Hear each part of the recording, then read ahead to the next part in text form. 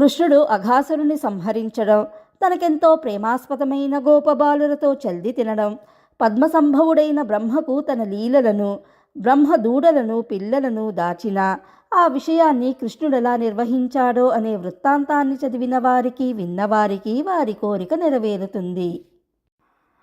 అలా చెప్పి ఇంకా వ్యాసమహర్షి కుమారుడైన శుకయోగీంద్రుడు ఇలా అన్నాడు. మహారాజా, బలరాముడు శ్రీకృష్ణుడు ఎంతో ఆసక్తితో 5 ఏండ్లు దాటి పౌగండమనే 6 ఏళ్ల వయసులో ఉన్నవారే పశువులను మేపే గోపాలకుల వృత్తితో ఆ బృందావన ప్రాంతంలో పశువులను మేపారు. ఒకనాడు శ్రీకృష్ణుడు సూర్యోదయానికి ముందే మేల్కొని వేణుగానం చేశాడు. గోపకుమారులందరూ వెంటనే మేల్కొని లేగల మందలను తోలుకొని శ్రీకృష్ణుని వద్దకు చేరారు. శ్రీకృష్ణుడు బలరామునితో కలిసి గోప బాలకులు తనను పదే పదే పొగుడుతూ ఉండగా ఆవుల మందలను తోలుకుంటూ అడవికి బయలుదేరాడు. ఆ అడవిలో అన్ని ఋతువులలోనూ పళ్ళు, పూలు, చిగుళ్ళు లభిస్తాయి. పువ్వులలో తేనెలు పొంగి పొరులుతూ ఉంటే ఆ తీయని తేనెలను తాగడానికి వచ్చి జుమ్ము జుమ్మని ధ్వనులు చేసే తుమ్మెదల గుంపులు ఆనందం కలిగిస్తూ ఉన్నాయి. కడిమి మొదలైన అనేక విధాల చెట్లు, తీగలు, పొదరిండ్లు ఆ అడవి నిండా అడుగడుగునా ఉన్నాయి. అక్కడి జంతువులు, పక్షులు తమ తమ జాతి సహజమైన శత్రుత్వాలను మరిచిపోయి ప్రవర్తిస్తూ ఉన్నాయి. అక్కడి సరస్సులోని నీళ్లు తామర పూల పుప్పొడి చేత చక్కని పరిమళం వెదజల్లుతూ ఉన్నాయి. ఆ అడవిలో ఉత్సాహంగా ఆడుకోవాలని శ్రీకృష్ణుడు నిశ్చయించుకున్నాడు. అన్నగారైన బలరామునితో ఇలా అన్నాడు. ఆ వనంలో చెట్లన్నీ కొమ్మల, పూల, పండ్ల అధిక భారంతో బాగా వంగి ఉన్నాయి. కొమ్మల మీద చిలుకలు అందంగా పలుకుతున్నాయి. ఈ దృశ్యాన్ని చూచిన శ్రీకృష్ణుడు దానిని అందంగా ఊహిస్తూ అన్న బలరామునితో ఇలా అంటున్నాడు. అన్నా, చూసావా, ఇలా ఈ భారంతో వంగిన వృక్షాలు చిలుక పలుకుల నెపంతో సృష్టిలో చరించలేని స్థావర రూపమైన మా ఈ వృక్షత్వాన్ని పోగొట్టమంటూ నీకు తెలియజేస్తున్నాయి. ఎలా? కొమ్మలనే తమ హస్తాలతో నీకు పండ్లు, పూలు సమర్పిస్తూ ఈ చెట్లన్నీ నీ పాదపద్మాలకు మొక్కుతున్నాయి అని అన్నాడు. ఈ తుమ్మెదలు తమ ఝుంకారంతో అన్నిటినీ పవిత్రం చేయగల నీ యశస్సును గానం చేస్తూ నీ వెంటే వస్తున్నాయి. అరణ్యంలో రహస్యంగా ఉన్న ఈశ్వరుడవు నీవేనంటూ మునుల బృందం లేదా ఋషిపక్షులు చుట్టూ చేరి సేవించడానికి వస్తున్నాయి. నీవు నల్లని వస్త్రం ధరించడంతో నీలమేఘంలా ఉన్న నిన్ను చూచి నెమళ్ళు నాట్యం చేయడం ప్రారంభించాయి. గోపవనితలు ఎలా ప్రియంతో చూస్తారో అలాగే ఈ ఆడలేళ్లు కూడా నిన్ను చూస్తున్నాయి. నీవు మా అతిథివి అంటూ కోకిలలు మంచి పలుకులు వినిపిస్తున్నాయి. ఈ వనచరులందరూ నీవు అడవికి రావడంతో ధన్యులయ్యారు కదా. శ్రీకృష్ణుడు బలరాముడితో అన్నా, ఈనాడు నీ పాదస్పర్శతో చివురు కొమ్మలతో పచ్చిక గుబురులతో ఉండే ఈ నేల పవిత్రమైంది. నీ గోటి తాకిడిచే తీగల చెట్ల గుంపులన్నీ ధన్యత చెందాయి. నీ దయాదృష్టిచే లేళ్ళు, యమునా నది, గోవర్ధనాది పర్వతాలు, హంస, సుక, పిక, మయూరాలు, లేళ్ళు, నెమళ్ళు, కుందేళ్ళు మొదలగు జంతువులు విశిష్ట కాంతిని సంతరించుకున్నాయి. నీ విశాల వక్షస్థలం తగులగా గోపకాంతల పుట్టుక సఫలమయ్యింది. ఇలా అంటూ ఆ అడవిలో తన గొల్ల చెలికాండ్రు తాను పశులను మేపుకుంటూ పద్మాక్షుడైన శ్రీకృష్ణుడు సెలయేళ్లలో కొండల్లో విహరించాడు. ఇంకా సర్వేశ్వరుండైన శ్రీకృష్ణుడు అలా ఆ వనంలో విహరిస్తున్న శ్రీకృష్ణుడు పూతేనెను తాగి మత్తెక్కిన తుమ్మెదలు జుమ్మని శబ్దం చేస్తూ ఉంటే తను జుమ్మని ధ్వని చేస్తున్నాడు. రాజహంసల కేంకారాలతో సమానంగా అతడు కేంకారాలు చేస్తున్నాడు. నెమళ్ళు నాట్యం చేస్తుండగా తాను పద్మాల్లాంటి చేతులు తిప్పుతూ నాట్యం చేస్తున్నాడు. అడవి ఏనుగుల నడకలతో సమానంగా తాను గజగమనుడవుతున్నాడు. క్రౌంచ చక్రవాక పక్షులు కూస్తూ ఉంటే అలాగే తాను పలుకుతున్నాడు. పులులు, సింహాలు తిరిగే చోట తాను లేళ్లలో కలిసి పరిగెడుతున్నాడు. ఇంకా శ్రీకృష్ణుడు అరణ్యంలో దూరంగా మేస్తున్న ఆవులను ఉద్దేశించి వాటికి గల అందమైన పేర్లతో మేఘ గంభీర స్వరంతో గొల్లవారంతా తనను కొనియాడుతూ ఉంటే రా, రమ్ము అంటూ గోవుల్ని పిలుస్తున్నాడు. ఓ రాజా, అరణ్యంలో తిరగడంతో అలసిపోయి ఆ గోపాలకుల తొడలపై పడుకునేవాడైన అన్న బలరాముణ్ణి శ్రీకృష్ణుడు గౌరవంగా కాళ్ళు చేతులు ఒత్తుతూ సంతోషింపచేస్తున్నాడు. బలరామకృష్ణులు ఇద్దరూ ఒక చోట ఉండి గోపాలకులు పాడుతూ ఆటలు ఆడుతూ ఒకరినొకరు తోసుకుంటూ ఒకరిపై మరొకరు చేతులేసుకుంటూ ఉంటే తాము వారితో కలిసి ఆడుకుంటున్నారు. ఈ ప్రకారంగా ఆటపాటలలో మునిగి తేలుతూ ఉపనిషత్ ప్రతిపాద్యుడిగా తిరిగే నేర్పరి అరణ్యంలో తిరుగుతున్నాడు. ఆదిశేషుడు సైనంగా పవళించే స్వామి చిగురుటాకుల పక్కపై పడుకుంటున్నాడు. గొప్ప గొప్ప యోగివరులైన వారి హృదయాలలో సంచరించే ప్రభువు కొండ గుహలలో తిరుగాడుతున్నాడు. లక్ష్మీదేవితో సరసక్రీడలాడి అలిసి సొలసే శృంగారి గొల్లవాండ్రతో ఆడి అలిసిపోతున్నాడు. చతుర్దశ భువనాధారుడైన ధీరుడు అలసి చెట్ల నీడను ఆశ్రయిస్తున్నాడు. యజ్ఞంలో హవిర్భాగాన్ని ఆహారంగా స్వీకరించే యాగపురుషుడు అడవిలో దొరికే పండ్లను భుజిస్తున్నాడు. అలా అడవిలో గోపాలురతో విహరిస్తున్న సమయంలో కృష్ణుడు అడవిలో అలా గోపాలురతో పశువులను కాస్తున్న సమయంలో అలసి ఉంటే కొందరు గోపాలురు అతన్ని తమ వీపు మీద ఎక్కించుకొని పోతారు. బడలికతో నిద్రపోదామనుకుంటే మరికొందరు ప్రేమతో తమ తొడలనే పాన్పులుగా చేస్తారు. చెమట పట్టినట్లయితే సంతోషంతో చివురాకులతో విసురుతారు. దూరంగా వెళ్ళి నిల్చుంటే మిక్కిలి బంధుత్వంతో స్నేహంతో కొందరు పాదాలు పిసుకుతారు. ఇలా గోపాలకులు వాళ్ళు పూర్వజన్మలెన్నింటిలోనూ చేసిన పాపాలన్నీ నశించిపోయేలా శ్రీకృష్ణునికి పరిపర విధాల సేవలు చేస్తున్నారు. ఇలా గోపాలురందరూ శ్రీకృష్ణునికి పలు పలు విధాల సేవలు చేస్తూ తమ జన్మలను పునీతం చేసుకుంటున్న సమయంలో శ్రీరాముడనే పేరు గల ఒక గోపాలకుడు బలరామకృష్ణులతో ఇలా అన్నాడు. ఓ బలరామకృష్ణులారా, ఇక్కడికి చాలా దూరంగా ఒక పెద్ద తాటితోపు ఉంది. ఆ చెట్ల నుండి పండిన పండ్లు గుట్టలు గుట్టలుగా రాలుతూ ఉంటాయి. అందులో ధేనుకుడనే పేరుగల రాక్షసుడు ఉంటున్నాడు. వాని మూలంగా ఎంత ధైర్యవంతులైనా సరే ఆ తాటితోపులో అడుగు పెట్టడానికి భయపడుతూ ఉంటారు.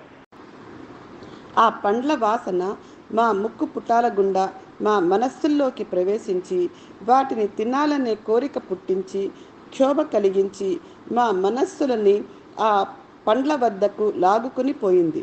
కావున ఎలాగైనా సరే ఆ పండ్లు తినే అవకాశం మాకు కలిగించండి. అమిత బలం కల మీకు ఆ రాక్షసులు ఒక లెక్కలోని వారా?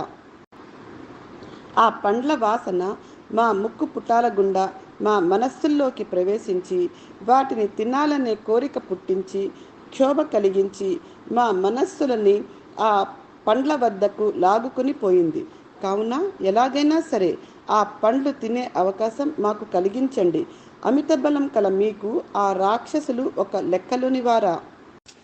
ఈ విధంగా చెప్పిన స్నేహితుని మాటలు మన్నించి శ్రద్ధగా విని అంగీకార సూచకంగా నవ్వి ఆ బలరామకృష్ణులు స్నేహితులతో కలిసి ఎత్తైన తాటి చెట్లు గల ఆ తోపులో ప్రవేశించి బలరాముడు మదగజంలాగా తన భుజబలంతో ఆ తాటి చెట్లను అటూ ఇటూ వేగంగా ఊపి ఊపి తాటి పండ్లను నేల మీద రాలకొట్టాడు. అప్పుడు తాటి పండ్లు రాలకొట్టడం చేత కలిగిన చప్పుడు విని ఉలికిపడి అసహనంతో ధేనుకాసురుడు శత్రువులను అణిచివేయాలనే కుతూహలంతో ఆ ధేనుకాసురుడు వడివడిగా అడుగులు వేయడం చేత ఆ బరువుకు తాటి చెట్లతో కూడిన ఆ నేలంతా కంపించిపోయింది. కోపంతో పండ్లు కొరుకుతున్నాడు. కత్తిరించిన చెవులు నిక్కబొడుచుకున్నాయి. తోక భయంకరంగా అటూ ఇటూ అల్లాడుతోంది. గర్వంతో చెలరేగిపోయాడు.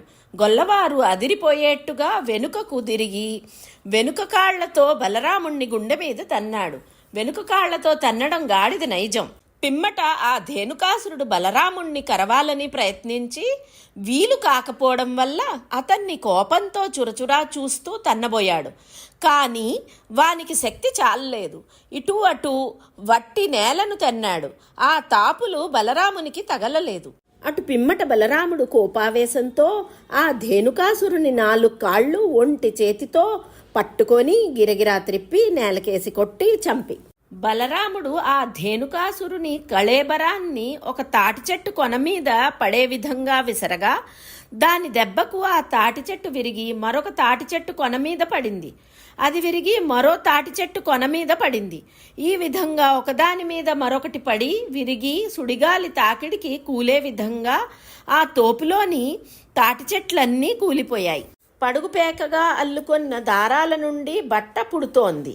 అలాగే ఈ ప్రపంచమంతా విష్ణువు నుండే పుడుతోంది. లోకనాయకుడైన మహావిష్ణువు యొక్క అంశ అయిన బలరాముడు ఒక సామాన్యుడైన రాక్షసుణ్ణి సంహరించడంలో వింత ఏమీ లేదు. వాణ్ణి చంపడం చూచిన వాని బంధువులంతా గాడిదలుగా మారి, ఓ పరీక్షిన్ మహారాజా, గాడిదలుగా మారిన ఆ ధేనుకాసురుని భటులంతా బలరామకృష్ణుల మీద కలియబడ్డారు. దానితో వారు బలంగల ఆ గాడిదల వెనుక కాళ్ళు పట్టుకొని తాటి చెట్ల కొనల మీదకు విసిరికొట్టి చంపారు. ఆ సమయంలో ఇంకా అప్పుడు జరిగిన యుద్ధంలో తాటి చెట్లు రాక్షసుల శరీరాలు ఖండఖండాలుగా తెగి నేల మీద వరుసగా పడ్డాయి. వాటితో కూడిన యుద్ధభూమి వరుస మబ్బులతో కూడిన ఆకాశంలా కనిపించింది. అప్పుడు ధేనుకాసురుణ్ణి సంహరించిన వాడు భక్తులు కోరిన కోరికలు తీర్చడంలో కామధేనువు అయిన బలరాముడు వారికి లభించడం చేత ఆ గొల్లలు ఆ తోపులోని తాటిపళ్లను తిన్నారు. ఆవులు తనివితీరా అక్కడ ఉన్న పచ్చగడ్డిని మేశాయి. అప్పుడు దేవతలు పుష్పవృష్టి కురిపించి భేరీలు మోగించారు. గొల్లలంతా గొంతెత్తి తన కీర్తిని గానం చేస్తూ ఉండగా శ్రీకృష్ణుడు అన్న బలరామునితో కలిసి ఆవుల మందలను తోలుకొని గొల్లపల్లెకు వెళ్ళాడు. అప్పుడు ఆవుల కాళ్ల చేత పైకి లేచిన దుమ్ముతో కూడిన జుట్టు మీద నెమలిపించం కలవాడు, చిరునవ్వుతో కూడిన చల్లని చూపులు గల మొగం కలవాడు, అప్పుడే పూసిన పూలతో కట్టిన దండలు ఒంటి నిండా ధరించినవాడు, గొల్లవారు సంతోషించేలా పిల్లనగ్రోవి ఊదేవాడు అయిన శ్రీకృష్ణుణ్ణి అప్పుడు గోపకులు కన్నుల పండుగగా చూశారు. గోపికలందరూ శ్రీకృష్ణుని ముఖం అనే కమలంలో ఉన్న సౌందర్యం అనే మకరందాన్ని తమ కన్నులనే తుమ్మెదలతో తనివితీరా త్రాగి పగటివేళ శ్రీకృష్ణుని తోడి ఎడబాటు వల్ల కలిగిన తాపాన్ని పోగొట్టుకొన్నారు. శ్రీకృష్ణుడు ఆవుల మందలతో పగటివేళ మేపడానికి అడవికి వెళ్ళినందువల్ల వ్రేపల్లెలో ఉన్న గోపికలకు శ్రీకృష్ణునితో వియోగం కలిగింది. ఇప్పుడు అతన్ని తనివితీరా చూచి ఆ బాధను పోగొట్టుకున్నారు. ఈ విధంగా గోపికలు తనను ప్రేమతో చూస్తూ ఉంటే ఎక్కడి ఆటలు అక్కడ ఆడగలిగిన నేర్పరి అయిన కృష్ణుడు వారిని సిగ్గుతోనూ చిరునవ్వుతోనూ వినయంతోనూ చూస్తూ గొల్లపల్లిలో ప్రవేశించాడు. అప్పుడు రోహిణి యశోదలు కుమారుల యందలి ప్రేమలు పొంగిపొరలగా మనసు తీరా వారిని దీవించారు. బలరామకృష్ణులకు నలుగు పెట్టి తలంటు పోశారు. చక్కని సువాసనలు వెదజల్లే పువ్వులను గంధాలను అలంకరింపచేశారు. అందమైన దుస్తులు తొడిగి ఎన్నో రుచులతో కూడిన భోజనం పెట్టారు. తృప్తిగా భుజించిన తరువాత సుఖమైన శయ్యలపై పరుండబెట్టి హాయిగా నిద్రపుచ్చారు. ఓ పరీక్షిన్ మహారాజా, ఒకనాడు కృష్ణుడు గోపాలకులతోడి గోవులను తోలుకొని అడవికి వెళ్ళాడు. ఆ పూట బలరాముడు మాత్రం వెళ్ళలేదు. తీవ్రంగా ఉన్న ఎండలో గోవులు గోపాలకులు దాహంతో తప్పించిపోయి సొమ్మసిల్లిపోయారు. వారంతా యమునా నది మడుగులో విషం కలిపిన నీళ్లు త్రాగి ప్రాణాలు కోల్పోయి పడిపోయారు. యోగీశ్వర్లకు ప్రభువు, యోగులందరికీ వందనీయుడు అయిన కృష్ణుడు తన చూపులు అనే అమృత వర్షంతో పశువులను గోపకులను మళ్ళీ బ్రతికించాడు. వారందరూ కృష్ణుడు తమకు పునర్జన్మ ప్రసాదించాడని సంతోషించి ఇళ్లకు వెళ్ళిపోయారు. మహారాజా, కాళీయుడు అనే నాగుని చేత విషంతో నిండిపోయిన కాళిందీ నదిని పరిశుద్ధం చేయడానికి కృష్ణుడు సంకల్పించాడు. కాళిందీ నది జలాల వలె నీలవర్ణుడైన కృష్ణుడు కాళీయుడనే సర్పాన్ని కాళిందీ నదిలో నుంచి వెళ్ళగొట్టాడు అని సుఖమహర్షి చెప్పగా పరీక్షిన్ మహారాజు ఇలా అడిగాడు. ఆ లోతు తెలియని కాళిందీ జలాల నుండి మాధవుడు ఎంతటి నేర్పుతో ఆ సర్పరాజును వెళ్ళగొట్టాడో, ఆ అహీంద్రుని అహంకారాన్ని ఎలా అణిచివేశాడో, అసలు నదిలో ఆ పాము అంత ఎక్కువ కాలం ఎందుకు ఉన్నదో ఇదంతా నాకు తెలియజెప్పవలసింది. బ్రహ్మవేత్తల్లో ఉత్తముడు అయిన సుఖయోగీంద్ర, గోవుల్ని కాచిన నందకుమార్ని కథ అనే సుధారసాన్ని చెవులతో ఆప్యాయంగా జుర్రుతూ ఉంటే ఎటువంటి వానికైనా సంతృప్తి కలుగుతుందా? అప్పుడు సుఖమహర్షి ఇలా అన్నాడు. మహారాజా విను. యమునా నదిలో ఒక మడుగు ప్రత్యేకంగా ఉన్నది. కాళీయుడనే నాగేంద్రుని విషజ్వాలల చేత అది ఎప్పుడూ తుకుతుకా ఉడుకుతూ ఉంటుంది. ఆ మడుగుపైన ఎగిరే పక్షులు కూడా ఆ విష ప్రభావానికి లోనై అందులో పడి చచ్చిపోతాయి. ఆ మడుగు కెరటాల నుంచి చెలరేగిన నీటి తుంపర్లతో కూడిన గాలి సోకితే చాలు ఏ ప్రాణులైనా సరే అప్పటికప్పుడు పడి చచ్చిపోవలసిందే. ఆ మడుగులో నీరు ఎప్పుడూ ఉడుకుతూ పొంగిపోతూ ఉంటుంది. అటువంటి ఆ మడుగును చూచి కృష్ణుడు నిర్ఘాంతపోయాడు. దుర్మార్గులను అణిచివేయటానికి అవతరించిన ఆ మహాపరాక్రమవంతునికి తీవ్రమైన కోపం వచ్చింది. సర్పవిషంతో నిండిన ఆ నదీ జలాల దోషాన్ని పోగొట్టి మళ్ళీ ఆ నదిని నిర్మల జలాలతో నిండి ఉండేటట్లు చేస్తాను అని నిశ్చయించుకున్నాడు. ఆ మడుగులో ఒడ్డునే ఒక కడిమి చెట్టు ఉన్నది. పూర్వజన్మ భాగ్యం చేత కృష్ణుడు పాదస్పర్శకు నోచిన చెట్టు అది. విశాలమైన పెద్ద పెద్ద కొమ్మలతో చిన్న చిన్న రెమ్మలతో నిండి ఉన్న ఆ చెట్టు మీదకి కృష్ణుడు ఎక్కాడు.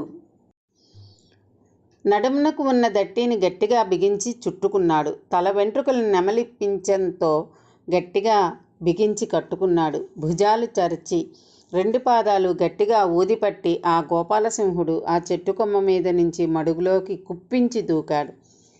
ఆ మడుగులో నుండి గభీలుమని పెద్ద చప్పుడు లేచింది. నిశ్శబ్ద వాతావరణంలో ఆ శబ్దం దిక్కుల్లో ప్రతిధ్వనించింది. గొప్పదైన ప్రతాపంతో నిండిపోయి సింహకిశోరం వల్లే కనిపిస్తూ ఉన్న గోపబాలకుడు గభాలుమని దూకగానే ఆ వేగానికి మడుగులోని నీరంతా విషపూరితమైన భయంకర తరంగాలతో వికట నృత్యం చేస్తూ ఒక్కసారిగా పైకి పొంగింది. ఎటు చూచినా 100 ధనుస్సుల మేర కుతకుతలాడుతూ ఉన్న నీటిలో బుడగలు లేచాయి.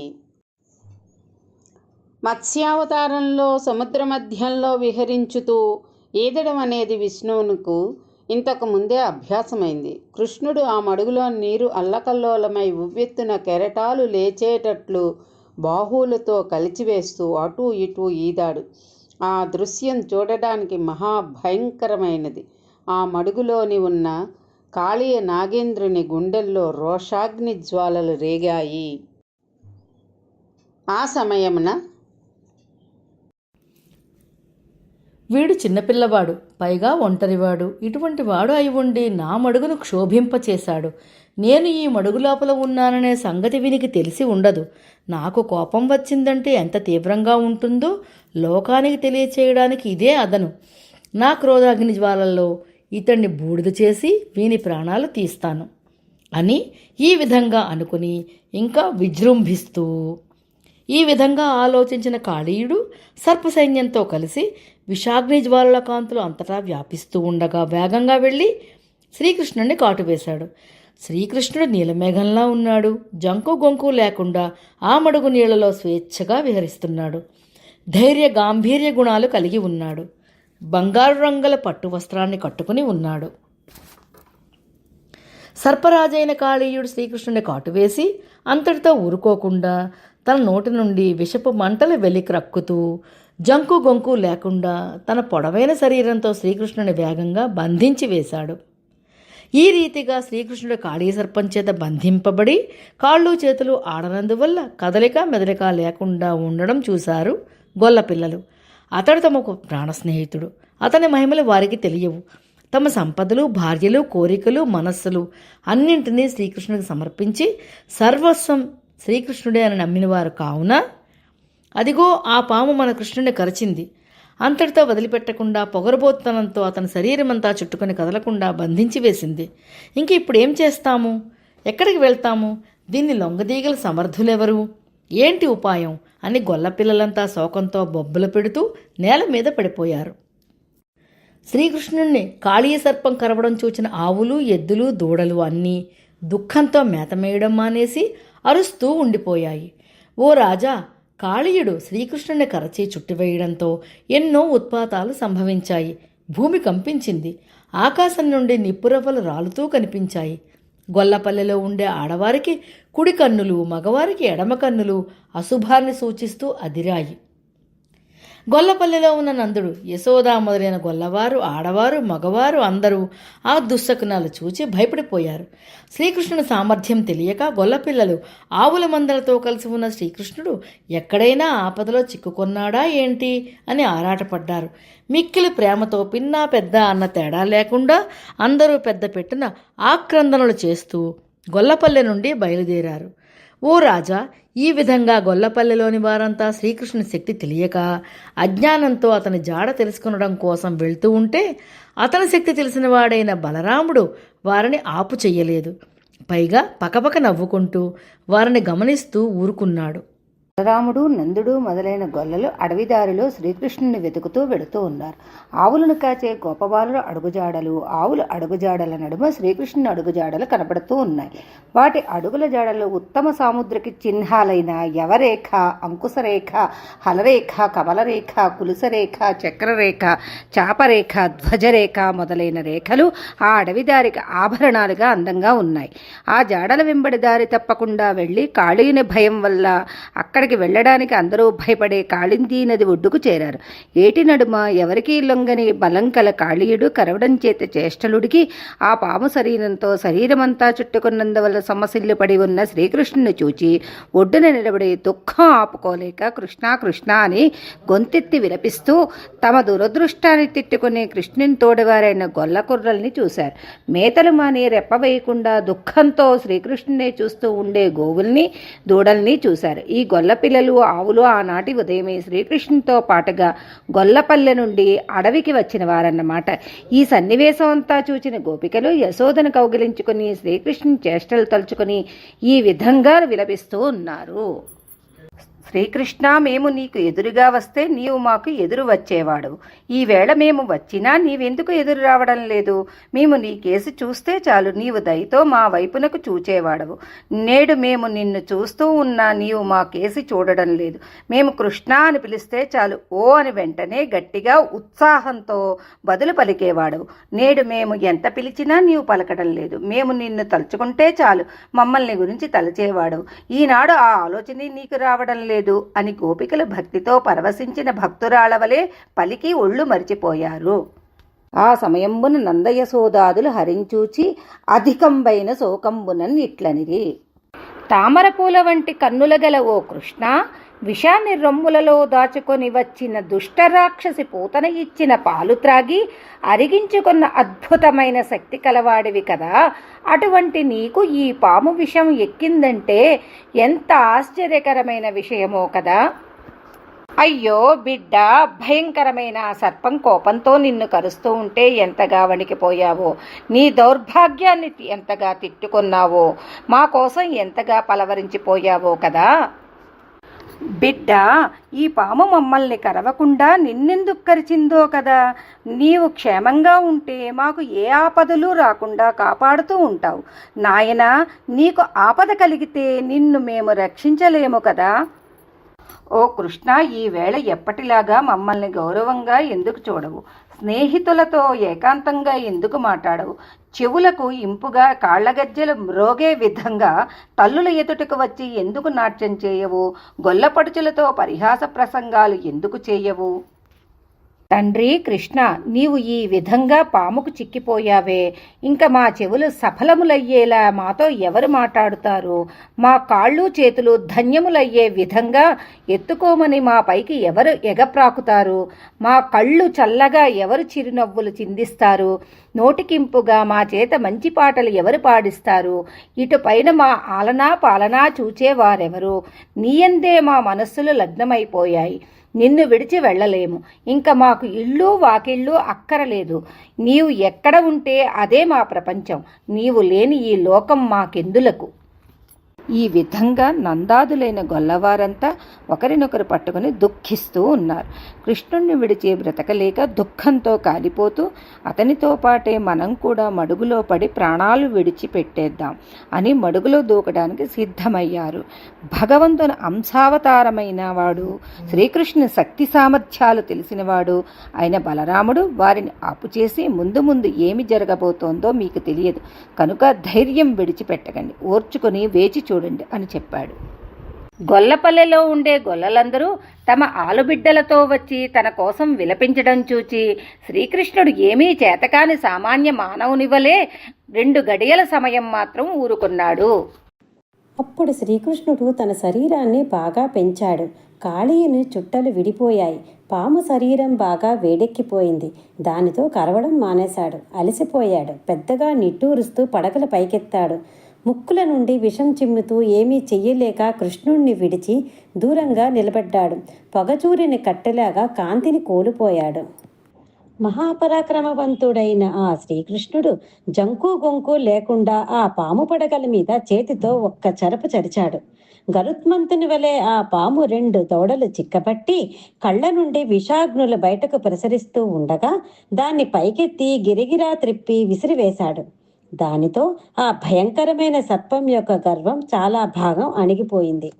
ఈ విధంగా పాముని విసిరికొట్టి రెట్టించిన వేగంతో జగదేక వీరుడైన శ్రీకృష్ణుడు కదిలాడు.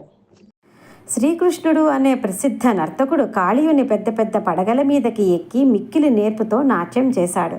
ఆ సమయంలో ఆ పాము పడగలు, కెంపులు మొదలైన రతనాలు పొదిగిన విశాలమైన నాట్య మండపంలా ప్రకాశించాయి. యమునా నదిలోని పెద్ద పెద్ద కెరటాల చప్పుళ్ళు ఆ నాట్యానికి సహకారం అందించే మద్దెల చప్పుళ్ల వలె ఉన్నాయి. ఆ బృందావనంలో తిరిగే తుమ్మెదల యొక్క ఝంకారం వీణులు విందుగా ప్రక్కనున్న గాయకులు అందించే సాకార గానంలా ఉంది. ఆ నదిలోని రాజహంసలు, బెగ్గురు పక్షులు చేసే శ్రావ్యమైన ధ్వనులు తాళాల మ్రోతల వలె ఉన్నాయి. ఆ రమణీయ సన్నివేశాన్ని ఆకాశంలో ఉన్న దేవతలు, గంధర్వులు సభలో సుఖంగా కూర్చుండి నాట్యం చూస్తూ ఉన్న ప్రేక్షకుల వలె ఉన్నారు. తన కడుపులో లోకాలన్నీ దాచుకున్న గోపాలకృష్ణుడుగా ఆ విష్ణువు రాక్షస సంహారం చేయడం కోసం భూమి మీద అవతరించాడు. అతడు కాళీయుని పడగలను రంగస్థలంగా చేసుకొని తరగని దర్పంతో నాట్యం చేశాడు. ఆడాడు, పాడాడు, ఉత్సాహంతో కేకలు వేశాడు, కేరింతలు కొట్టాడు. అతని అడుగుల తాకిడికి కాళీయుని తలప్రాణం తోకకు వచ్చినట్లయింది. సిద్ధులు, సాధ్యులు, చారణులు, గంధర్వులు, దేవతలు, మునులు, మున్నగవారి భార్యలు సంతోషం కలిగించేలా పిల్లని గ్రోవి ఊదుతూ నాట్యం చేస్తున్న శ్రీకృష్ణుని మీద పూలవానలు కురిపించారు. ఈ విధంగా దుర్మార్గులను శిక్షించడంలో యముని వంటి వాడైన శ్రీకృష్ణుడు వడి కలిగిన కాళీయుని పడగల మీద తాండవం చేశాడు. కాళీయుని చేవ చచ్చింది. వరుసగా ఉన్న పడగల నుండి రక్తమాంసాలు వెలిగ్రక్కాడు.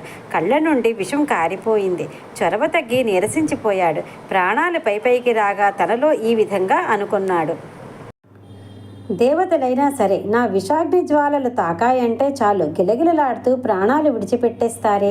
ఈవేళ ఈ పిల్లవాడు ఇదేమిటి? భయంకరమైన నా విషాగ్ని జ్వాలలను సహించడం మాత్రమే కాక తిరిగి నా 100 పడగలను చితికి చెల్లా చెదురు చేస్తూ నిర్భయంగా నాట్యం కూడా చేస్తున్నాడే. ఎంతటి ఆశ్చర్యం! ఓ పరీక్షిన్ మహారాజా, బాగా అలసిపోయిన కాళీయునికి వివేకం కలిగింది. ఈతడు సామాన్య బాలుడు కాదు, సమస్త చరాచర ప్రాణికోటికి ప్రభువు, భగవంతుడు, భక్తికి సంతోషించేవాడు అయిన శ్రీ మహావిష్ణువే అయి ఉంటాడని భావిస్తూ భయంతో అతన్ని శరణు వేడినాడు. ఈ విధంగా శ్రీకృష్ణుని కాళీయుని పడగల మీద తాండవం చేయడం చేత తీవ్రమైన అతని కాలితాపులకు కాళీయుని పడగలన్నీ చితికిపోయాయి. కాళీయుడు బాధతో కదలిక లేక శవంలాగా పడి ఉన్నాడు. అటువంటి దీనావస్థలో ఉన్న తమ భర్తను చూచి కాళీయుని భార్యల మనస్సులు శోకంతో కలవరపాటుకు లోనయ్యాయి. కాళీయుని భార్యలు శ్రీకృష్ణుని దర్శించడానికి బయలుదేరారు. ఆ తొందరలో ముడుచుకున్న వారి కొప్పులు విడివడిపోయాయి. అలంకారాలు చెదిరిపోయాయి. పాలిండ్ల బరువుకు తీగలాగా సన్నంగా సుకుమారంగా ఉన్న నడుములు అల్లాడిపోయాయి.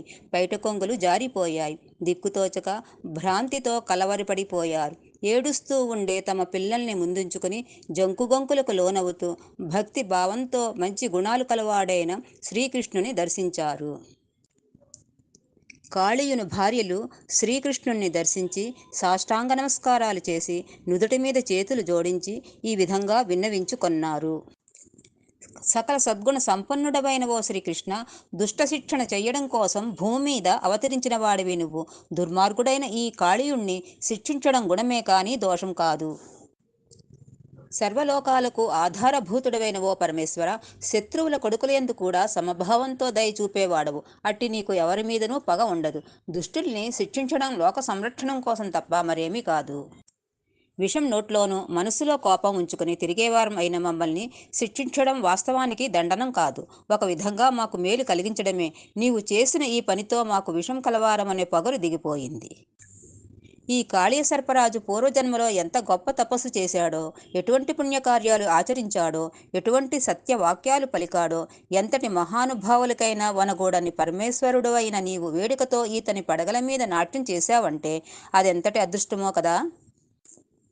ఓ పరమేశ్వర, స్త్రీలందరిలోనూ శ్రేష్ఠురాలైన లక్ష్మీదేవి నిన్ను పొందడం కోసం చాలా కాలం తపస్సు చేసి ఎన్నో గొప్ప గొప్ప నోములు నోచి మహా తేజస్సుతో ప్రకాశించే నీ పాదధూళిలో ఒక కణాన్ని మాత్రమే స్పృశించే అర్హతను సంపాదించుకొనింది. ఈ కాళీయుడు ఏ తపస్సు చేయకుండానే, ఏ నోములు నోచకుండానే నీ పాదాల పూర్ణ స్పర్శకు నోచుకున్నాడంటే అది ఎంత ఆశ్చర్యకరమైన విషయము. ఓ శ్రీకృష్ణ, మంచివి చక్కనివి అయిన నీ పాదాల ధూళికణాలు సోకాయి అంటే ఇంక వారికి పుట్టుక ఉండదు. అట్టివారు పూర్ణ కాములై ఇంక కోరదగినది ఏదీ లేని కృతార్థులవుతారు. అందువల్ల వారు దేవేంద్ర పదవిని గాని, బ్రహ్మ పదవిని గాని, మహారాజ పదవిని గాని, సకల అధోలోకాధిపత్యాన్ని గాని, హఠయోగ రాజయోగ సిద్ధులను గాని వేటిని అంగీకరింపరు. ఈ కాళీయుడు తమోగుణం కలవాడు, క్రోధం కలవాడు అయినప్పటికీ చావు పుట్టుకలకు, కామ క్రోధాదులకు, సుఖ దుఃఖాలకు లోనవుతూ ఆలుబిడ్డలతో జీవించే సంసారులెవరికీ కోరడానికి కూడా సఖ్యం కానట్టి శ్రీకృష్ణ పాద స్పర్శరూపమైన ప్రయోజనాన్ని ప్రత్యక్షంగా పొందాడు. దేవా, నీవు నశించే స్వభావం గల జీవులందరిలోనూ నశింపని వాడివై, అక్షర రూపుడవై, అంతర్యామి అనే పేరుతో ఉన్న పరమపురుషుడివి. దేశకాల వస్తువుల పరిమితులకు లోబడని మహాత్ముడవు. ఆకాశం, వాయువు, అగ్ని, జలం, భూమి అనే పంచభూతాలకును వానిచే ఏర్పడిన సకల వస్తు సముదాయాలకును ఆధారమైన వాడొకట వలన భూతవాసుడివి. పంచభూతాలే రూపంగా కలవాడొకటిచే భూత శబ్దమునకు అర్థమైన వాడి. అన్ని కారణములకు కారణమైన మూల ప్రకృతికి కూడా అతీతమైన పరమాత్ముడవు. ఆత్మజ్ఞానం, ప్రాపంచిక జ్ఞానం కూడా పరిపూర్ణంగా కలవాడి. సత్వ రజస్తమో గుణ సంబంధము లేనివాడివి. పుట్టుట, పెరుగుట, రూపం మారుట, ముదురుట, తరుగుట, చచ్చుట అను 6 విధాలైన వికారాలు లేని పరబ్రహ్మవు. మాయాశక్తిని అధీనంలో ఉంచుకుని సృష్టి స్థితి లయాలు కొనసాగిస్తూ అనంతమైన సామర్థ్యము కలవాడై ఆ మాయతో కొంచెం కూడా సంబంధము లేనివాడివి. అఖండమైన కాలాన్ని సంవత్సరాలు, అయనాలు, ఋతువులు, మాసాలు మొదలైన భేదాలతో చక్రంలాగా త్రిప్పుతూ ఉన్నవాడివి. కాలస్వరూపుడవు, కాలశక్తికి ఆధారమైన వాడివి. సృష్టి స్థితి సంహారాలనే కాల విభాగాలైన సంవత్సరాదులను గమనిస్తూ కూడా వానితో ఏ విధమైన సంబంధము లేకుండా ఉండే సర్వసాక్షివి. నీకు నమస్కరిస్తున్నాము. ఇంకా ఓ శ్రీకృష్ణ, ఈ ప్రపంచం అంతా నీ రూపమే. దీనికి సృష్టికర్తవు నువ్వే. ఉదాసీనంగా ఉండి దీనినంతనూ గమనిస్తూ ఉన్నవాడివి నువ్వే. ఆకాశం, వాయువు, అగ్ని, జలం, భూమి అనే పంచభూతాలు, వానికి విషయాలైన శబ్ద, స్పర్శ, రూప, రసగంధాలు, ప్రాణం, మనస్సు, బుద్ధి, చిత్తం అనే అంతఃకరణ భేదాలు అన్నీ నీ రూపమే. సత్వరజస్తమో గుణాల చేత ఆవరింపబడుతూ నీ అంశలుగా పుట్టిన ప్రాణులకు సుఖదుఖానుభవం కలిగించేవాడివి నువ్వే. వాస్తవానికి సత్వరజస్తమో గుణాలకు లోబడక ఏ విధమైన వికారాలు పొందకుండగా, ఇంద్రియాలకు గోచరించకుండా సూక్ష్మ రూపంలో ఏకరూపంగా ఉన్నవాడివి, సర్వజ్ఞుడవు. నీకు నమస్కరిస్తున్నాము. మా మనవి చిత్తగించు. ఓ శ్రీకృష్ణ, మాయకు లోబడిన ప్రజలు నిన్ను గురించి అనేక విధాల వాదాలకు లోనవుతూ ఉంటారు. దేవుడు ఉన్నాడని భక్తులు మొదలైన వారి వాదం, అసలే లేడని చార్వాకులు మొదలైన వారి వాదం. ఏకరూపుడు కాదు, అనేక రూపుడు, అన్నీ తెలిసినవాడు కాదు, కొంచెమే తెలిసిన జీవరూపుడు, మాయకు లోబడినవాడు కాదు, మాయకు అతీతుడు. ఈ విధంగా నీ మాయా ప్రభావం వల్ల ఎందరో ఎన్నో విధాలుగా వాదిస్తూ ఉంటారు. అన్ని వాదాలకు అనుకూలంగా ఉన్నట్లే కనపడుతూ ఉంటావు. పదాలు, వాని అర్థాలు, వాని స్వభావాలు, వానిలోని తారతమ్యాలు మొదలగు వాని చేత సర్వజ్ఞత్వం, అల్పజ్ఞత్వం మొదలైన మహిమలతో కూడినవాడవు. జ్ఞాన సాధనాలైన చక్షురాదులైన ఇంద్రియాలు నీ రూపమే. ఇంద్రియాపేక్ష లేని జ్ఞానం ఉన్నవాడి ఒకటచే పరమాత్ముడవు. వేదాలను నిశ్వాస రూపంలో వెలువరించావు కనుక వేదాలకు జన్మస్థానం నువ్వే. అంతఃకరణ దశాభేదాలైన అహంకారం, బుద్ధి, మనస్సు, చిత్తం అనే వానికి అధిదేవతలైన సంకర్షణుడు, వాసుదేవుడు, ప్రద్యుమ్నుడు, అనిరుద్ధుడు అను నలుగురు నీ వ్యూహరూపాల వారే. భక్తజనుల్ని రక్షించేవాడివి నువ్వే. జీవుల అంతఃకరణాన్ని ఇంద్రియాల ద్వారా విషయాల మీదికి మళ్లిస్తూ ఉంటావు. నిన్ను సేవించే వారికి తగిన ఫలాలు ఇవ్వడం కోసం సత్వరజస్తమో గుణాలతో ప్రపంచాన్ని ఆవరించి ఉన్నావు. సాత్విక, రాజసిక, తామసిక కర్మలకు తగిన సాత్విక, రాజసిక, తామసిక ఫలాలు ఇస్తూ ఉంటావు. జీవుల అంతఃకరణ వృత్తుల ద్వారా తెలియదగిన సత్వరజస్తమో గుణాలకు సాక్షివిగా ఉంటూ జనులకు గోచరించకుండా ఉంటావు. ఊహకందని అభివృద్ధి కలవాడవు కనుక బ్రహ్మవు. నిరాఘాటమైన ప్రవర్తన కలవాడవు. అవ్యక్తం మొదలుకొని సకల స్థావర జంగమ సృష్టికి కారణమైన వాడివి. మనస్సును ఇంద్రియాల ద్వారా ప్రవర్తింపజేయడం వల్ల జ్ఞానేంద్రియ కర్మేంద్రియాలకు నీవే అధిపతివి. జపమంత్ర యోగాదుల చేత స్వాధీనం కాని ఆత్మ అందే క్రీడిస్తూ ఉంటావు కనుక ఆత్మారాముడవు. మౌనాన్ని ఆశ్రయించిన వాడవు. స్థూల సూక్ష్మ భూతాల గతులు గుర్తిస్తూ దేనితోనూ సంబంధం లేకుండా ఉంటావు. ఈ ప్రపంచం నీ రూపం కాదు, కానీ సమస్తము నీవే. ఈ ప్రపంచం యొక్క స్థితి లయాలకు సాక్షివి నీవే. జ్ఞానాజ్ఞానాలకు నీవే కారణం. నీకు నమస్కారం.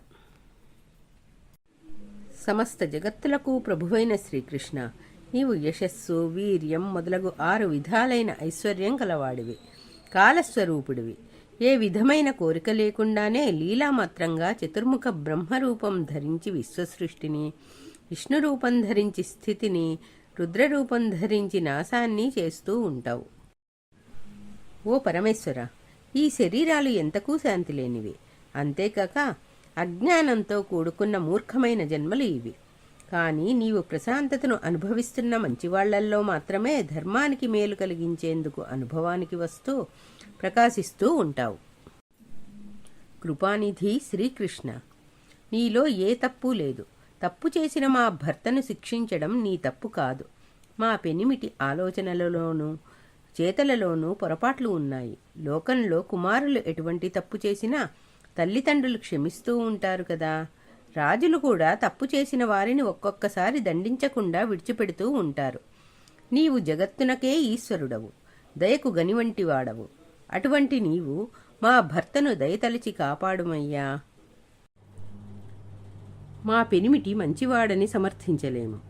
ముమ్మాటికి ఇతను మూర్ఖుడు, క్రూరుడు, దుర్మార్గుడు. అయినప్పటికీ ఇతన్ని నీవు సంహరిస్తే మేము సౌభాగ్య సంపద కోల్పోయి వైధవ్య దుఃఖం అనుభవించవలసి వస్తుంది. దాన్ని మేము భరించలేము. నీవు తప్ప మాకు మరొక దిక్కు లేదు.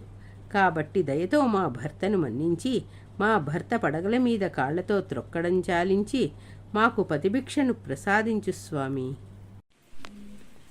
సర్వలోకాల వారు తమకు ఏ ఆపద వచ్చినా నిన్ను ఆశ్రయించవలసిందే. నీవు భక్తులకు అభయమిచ్చేవాడివి. లక్ష్మీదేవికి భర్తవు. ఓ కృష్ణ, ఇదిగో చూడు. ఇప్పటికే మా భర్త శరీరం నలిగిపోయింది. పడగలన్నీ పగిలిపోయాయి. ప్రాణాలు వస్తూ పోతూ ఉన్నట్లుగా సొమ్మసిల్లిపోయాడు. ఇతన్ని దయతో చూచి ఇక బాధించక విడిచిపెట్టవయ్యా. భక్తులకు కోరిన వరాలిచ్చి అనుగ్రహించే ఓ శ్రీకృష్ణ, మా ప్రాణనాథుని ప్రాణాలు ప్రసాదించి అతనితో మళ్ళీ మాకు వివాహం జరిపించు. నీవు జరిపించే ఈ పెండ్లియే శాశ్వతంగా నిలిచేది, శుభాలు కలిగించేది. అంతేకాని మాకు చిన్నప్పుడు జరిగిన పెండ్లే కాదు. నీ మీద ఒట్టు పెట్టి మరీ చెబుతున్నాము. ఈనాటి నుండి ఇంక ఎవ్వరినీ బాధించడు. ఇంతకు ముందులాగా భయపెట్టి పాపపు పనులు చేయడు. నేటి నుండి నీ చెప్పు చేతులలో ఉంటాడు. కాబట్టి మా పెనిమిటి ప్రాణాలు మాకు ప్రసాదించవయ్యా. శరణు చొచ్చిన వారిని రక్షించే స్వభావం కల శ్రీకృష్ణుడు తమ భర్త జీవితాన్ని కోరే కాళీయుని భార్యలను అనుగ్రహించాడు. కాళ్లతో తొక్కడం చాలించి పక్కకు తప్పుకున్నాడు. దాంతో కాళీయుడు తన ప్రాణాల్ని, ఇంద్రియాల్ని, పగిలిన పడగల్ని చాలా కష్టం మీద కూడా తీసుకొని ఆయాసపడుతూ శ్రీకృష్ణుడికి నమస్కారం చేసి ఈ విధంగా అన్నాడు. తామరరేకుల వంటి కళ్ళు గలవాడివి, పరమేశ్వరుడివి అయిన శ్రీకృష్ణ, మా నడకలు తిన్ననైనవి కావు. మా నోళ్లలో భయంకరమైన విషము ఉంటుంది. దుర్మార్గులము, కోపము గర్వము కలిగి ఉంటాము. ఇటువంటి మేము మంచివాళ్లము ఎందుకు అవుతాము? ప్రాణులకు పుట్టుకతో వచ్చిన గుణాలను ఎక్కడైనా విడిచిపెడతాయా? మా మనోవికారాలు అందరికీ తెలిసినవి. సర్వజ్ఞుడవైన నీవు ఇవి వింతగా ఎందుకు కనబడతాయి? మాలో ఎన్ని దోషాలు ఉన్నప్పటికీ దయతలిచి మాకు ఉపకారము చేశావు. సమస్త లోకాలకు ప్రభువైన శ్రీకృష్ణ, అనేక విధాలైంది ఈ ప్రపంచం. దీనికి నీవు సృష్టికర్తవు. జన్మ మొదలైన షడ్భావ వికారాలు, రూపాలు, శక్తులు, బీజరూపాలైన సంస్కారాలు, ఆలోచనలు నీవు నిర్మించిన ఈ ప్రపంచంలోని అంశాలే. అన్నీ కూడా నీవే. మేము కూడా ఈ ప్రపంచంలోని వాళ్ళమే. మేము సహజంగా కోపస్వభావం కలవాళ్ళం. ఎలా పడితే అలాగ ప్రాకులాడే స్వభావం కలవాళ్ళం. మహాయోగులకు కూడా అంతుబట్టనిది నీ మాయ. అటువంటి దాన్ని మేము ఏ విధంగా దాటగలం? నువ్వు సర్వజ్ఞుడివి. మమ్మల్ని రక్షించాలనిపిస్తే రక్షించు, శిక్షించాలనిపిస్తే శిక్షించు. ఈ సమస్త విశ్వం నీదే. మాది అంటూ ఒక చోటు లేదు. నీవు ఎక్కడ ఉండమంటే అక్కడ ఉంటాము. ఓ శ్రీకృష్ణ, సనకాది మహాయోగీశ్వర్లకు కూడా దుర్లభమైన నీ పాదధూళి నాకు లభించింది. నా భాగ్యం ఎంతటిదో కదా. ఇంక నేను ఎక్కడ ఉన్నా నాకు మంచే జరుగుతుంది. ఈ విధంగా మనవి చేసిన కాళీయుని మాటలు విన్న శ్రీకృష్ణుడు కరుణతో స్థిర నిశ్చయానికి వచ్చి అతనితో ఇలాగ అన్నాడు. ఓ కాళీయుడా, ఈ మడుగులోని నీటిని ఆవుల మందలు, మనుష్యులు త్రాగుతూ ఉంటారు. నీవు ఇంక ఇక్కడ ఉండడానికి వీలు లేదు. ఈవేళ నీవు, నీ భార్యలు, బిడ్డలు, బంధువులతో కలిసి సముద్రంలోకి వెళ్ళిపోండి. ఓ కాళీయుడా, ఎవరైతే నేను నిన్ను శిక్షించిన ఈ కథను నన్ను మనస్సులో ధ్యానం చేస్తూ ఉదయము సాయంకాలము పారాయణ చేస్తూ స్తుతిస్తూ ఉంటారో వారికి ఎప్పుడైనా ఎక్కడైనా మీ సర్పజాతి వల్ల భయం కలుగదు. మీ విషం వారికి ఏ విధమైన హాని కలిగించదు.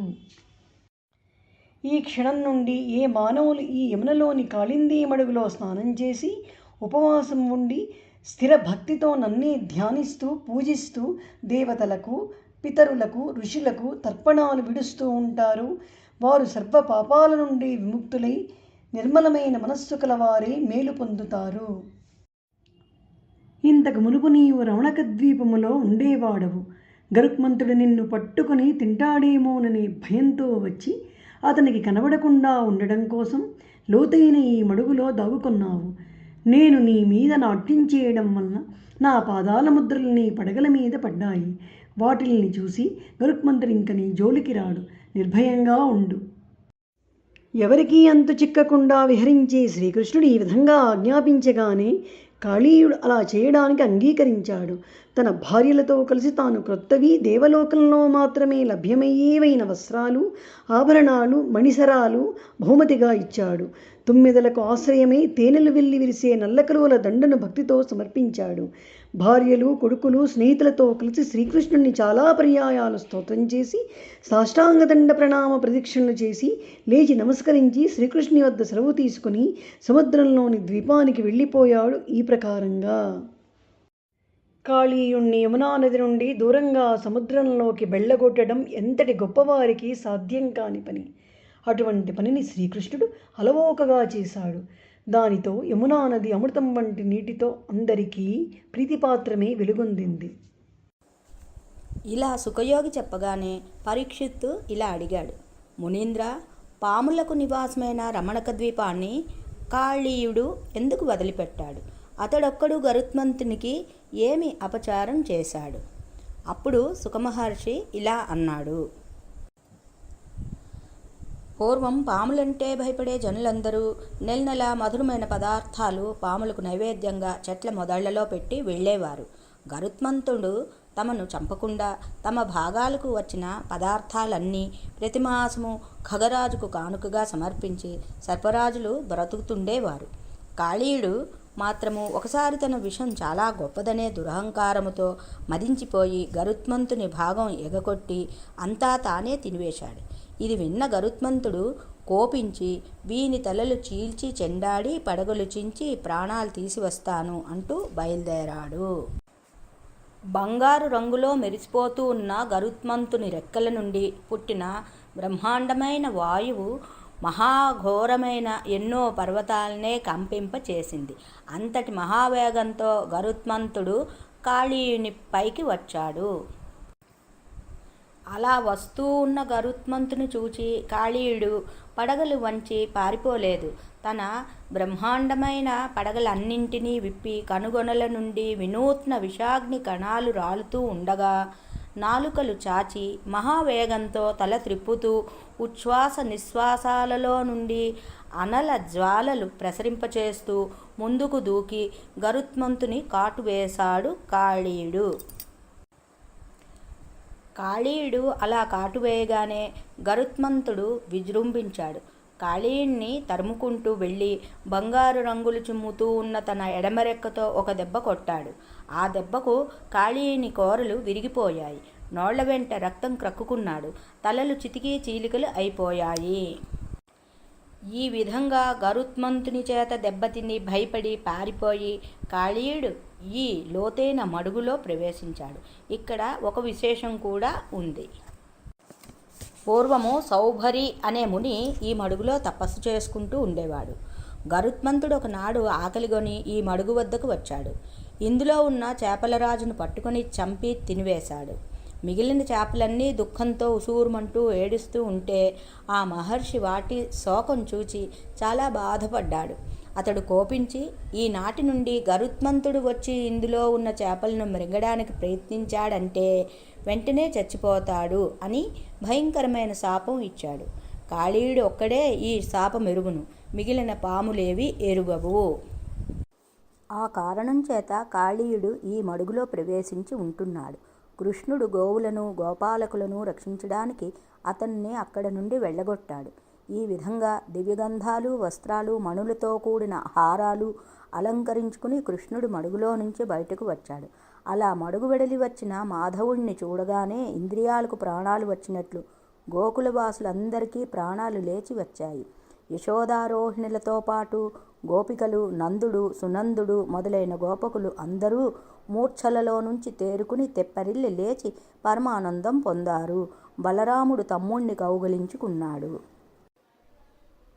ఆబోతులు సంతోషంతో రంకెలు వేశాయి. లేగదూడలు ఆనందంతో అటూ ఇటూ చెంగనాలు వేశాయి. ఆవులు ఉప్పొంగిపోయాయి. అక్కడున్న చెట్లు కూడా కృష్ణుని రాకతో చిగురించాయి. బ్రాహ్మణులు తమ భార్యలతో కలిసి నందుని ఉద్దేశించి, నీ కొడుకు పాము నోటి నుండి బయటపడ్డాడు. యోగ్యమైన నీ భాగ్యము ఎంత గొప్పది, ఇక దానికి తిరుగులేదు అని అభినందించి ఆశీర్వదించారు. యశోద కృష్ణుణ్ణి ఒడిలో కూర్చుండబెట్టుకుని తలను ప్రేమతో నిమురుతూ, నాయనా, నిన్ను ఆ భయంకరమైన పాము కరచినప్పుడు నన్ను ఏమని పిలిచావో గదా, భయపడిపోలేదు గదా, రా నాయనా అని ప్రేమతో కన్నీరు కారుస్తూ శ్రీకృష్ణుని తలను ప్రేమతో ముద్దాడుతూ అతన్ని కౌగలించుకుంది. ఈ విధంగా జరిగిన దానికి సంతోషించి ఆ సాయంకాలం గొల్లలంతా ఆ యమునా నది ఒడ్డు మీదే ఉండిపోయారు. ఆకలి దప్పికలకు తట్టుకోలేక అలసి సొలసి అక్కడే ఆలమందలతో పరుండిపోయారు. అర్ధరాత్రంలో కార్చిచ్చు పుట్టి విశాలమైన ఆ అడవిని అన్ని వైపులా దహిస్తూ వచ్చింది. గొల్లల ఒళ్ళు కాలాయి దానితో ఉలిక్కిపడి లేచి వారు మాయాబాలకుడుగా అవతరించిన శ్రీకృష్ణుణ్ణి శరణు వేడి ఈ విధంగా అర్థించారు. కమలాల వంటి కన్నులు గల కృష్ణ, మహాపరాక్రమ బలరామ, ఈ కార్చిచ్చు చుట్టుముట్టి మమ్మల్ని అందర్నీ కాల్చివేయడానికి దూసుకొని వస్తోంది. పొగలతో, నిప్పు రవ్వలతో, మంటలతో భయంకరంగా ఉంది. మాకు మీరు తప్ప వేరు దిక్కు లేదు. ఈ కార్చిచ్చును అణచి మమ్మల్ని రక్షించండి. ఓ కృష్ణ, నిన్ను నమ్మిన వారికి ఆపదలు కలుగవు. భయంకరంగా అన్ని వైపుల నుండి కమ్ముకుని వచ్చే ఈ కార్చిచ్చు మా జోలికి రాకుండా చెయ్యి. ఈ విధంగా మొర పెట్టుకుంటున్న గొల్లలందరి మీద శ్రీకృష్ణుడు జాలి చూపించాడు. సర్వలోకాలకు ప్రభువైన వాడు, అనంతమైన సామర్థ్యం కలవాడు కనుక ఆ కార్చిచ్చును మంచినీళ్ల ప్రాయంగా తాగేశాడు. గొల్లలంతా 10 దిక్కులు పిక్కటిల్లేలాగా అతని గొప్పతనాన్ని వర్ణిస్తూ పాటలు పాడారు. పిమ్మట కృష్ణుడు ఆవుల మందలతోనూ బంధువులతోనూ కలిసి నెమ్మదిగా నడుచుకుంటూ వ్రేపల్లకు వెళ్ళాడు. ఈ విధంగా బలరామకృష్ణులు మాయామానుష రూపంతో వినోదిస్తూ ఉండగా